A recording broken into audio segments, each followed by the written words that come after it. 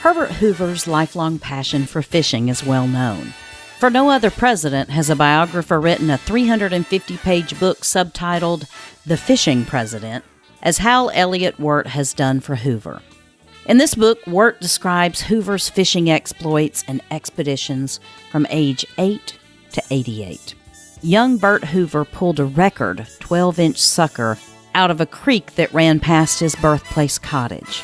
At age 14, Bert had a memorable afternoon fishing with his uncle and a friend, pulling 100 trout out of an Oregon stream. He continued fishing into his 80s, enjoying hours on the waters of the Gulf fishing with guide Calvin Albury of the Key Largo Anglers Club. On April 3, 1962, Hoover and Albury shared their last fishing trip. At the end of the day, Hoover gave Albury his watch as a memento. He then gave Albury his rod and reel, saying, "If I ever get back, I use them. If I never get back, it's yours." Well, Hoover never got back to the Key Largo Anglers Club.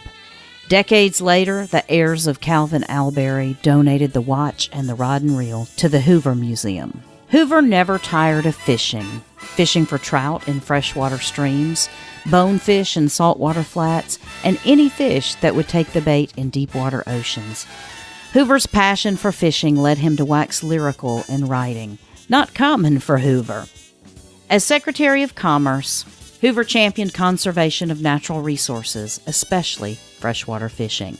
His addresses to the Isaac Walton League in the 1920s led Hoover to being named honorary chairman of the league from 1926 to 1932. As an ex-president, Hoover addressed fishing, writing "Men are equal before the fish" for a Florida magazine in 1951, and later regaling the Gridiron Club with tales of political auguries of fishing. He compiled his thoughts on fishing in Fishing for Fun and to Wash Your Soul.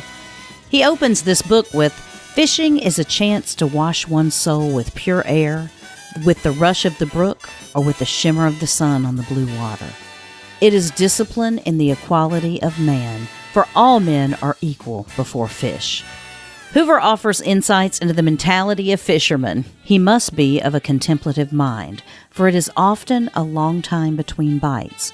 He is by nature an optimist, or he would not go fishing.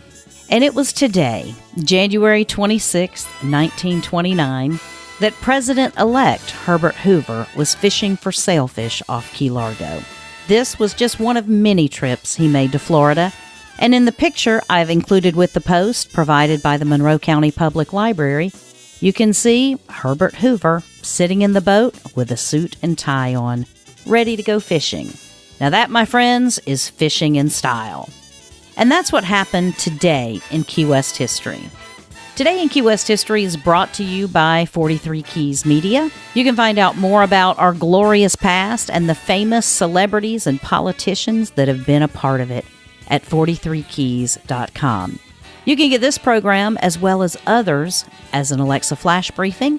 You can also find us on YouTube, and you can find us anywhere you listen to podcasts. So wherever you're listening, subscribe so you don't miss an episode.